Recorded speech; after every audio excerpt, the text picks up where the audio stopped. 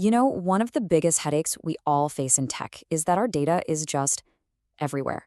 It's spread across all these different databases, APIs, and file systems. So how do you query all of it without kicking off some massive 6-month engineering project? Well, it turns out Postgres has this kind of hidden superpower for this exact problem. I mean, just think about a totally normal application today. You've probably got your main user data in a SQL database, right? But then your logs are over in Elasticsearch, your billing info is coming from the Stripe API, and maybe your analytics data is just sitting in a bunch of files on S3. It's the classic data silo problem. So yeah, your data could be in other SQL databases like MySQL, NoSQL systems like MongoDB, or just sitting in simple flat files and web APIs. And trying to join information across all of those? Traditionally, that means writing tons and tons of brittle, custom code. It's a huge, huge headache. But what if your main PostgreSQL database could act like a universal translator for all of it? This is exactly where foreign data wrappers, or FDWs for short, come in. And honestly, they are one of the most powerful and frankly underappreciated features in the entire Postgres ecosystem.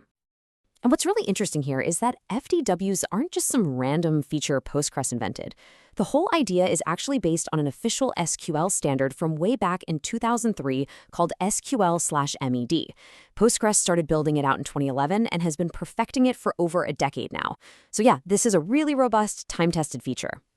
So what exactly is an FDW? Well, at its core, it's just a special extension that makes an external data source, whatever it is, look and act just like a regular old table inside your database.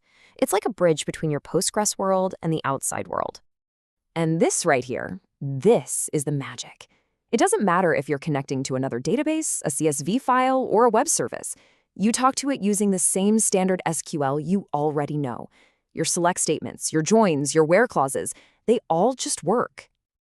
Okay, but the real power here isn't just the concept itself. It's the sheer breadth of the ecosystem that has grown up around it. And when I say it's vast, I mean it's truly vast. Just check this out for a second. You can connect directly to major NoSQL databases like MongoDB and Cassandra. You can query data sitting in big data systems like Google BigQuery, or even files just stored on Amazon S3. Imagine running a single SQL query that joins your local user table with a collection in MongoDB.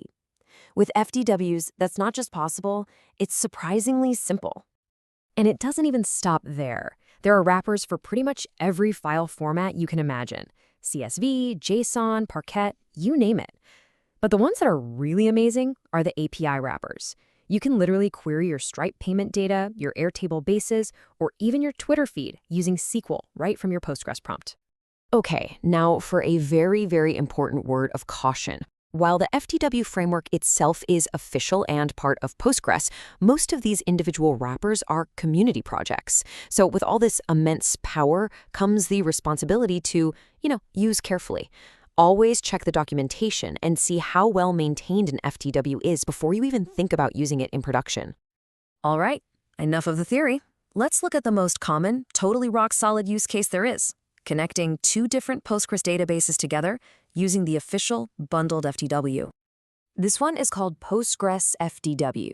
And the best part is, it comes packaged with Postgres right out of the box. You don't need to install anything extra. It's really the gold standard for FDWs and the perfect place to get started. Setting it up is basically just 4 simple commands. First, you enable the extension, kind of like flipping a switch. Second, you create a server, which just tells Postgres where the other database is. Third, a user mapping defines who is connecting, so the credentials. And finally, you create the foreign table itself, which defines what specific table you want to access.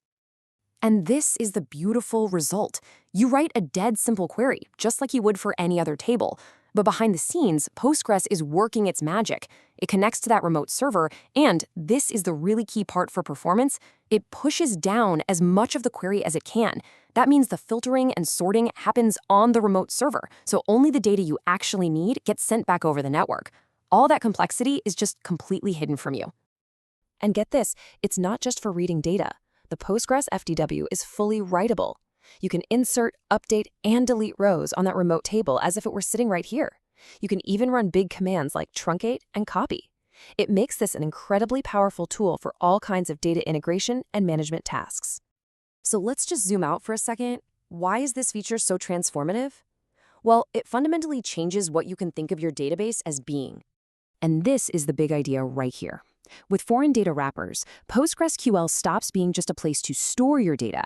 It becomes a central command center, a data integration hub.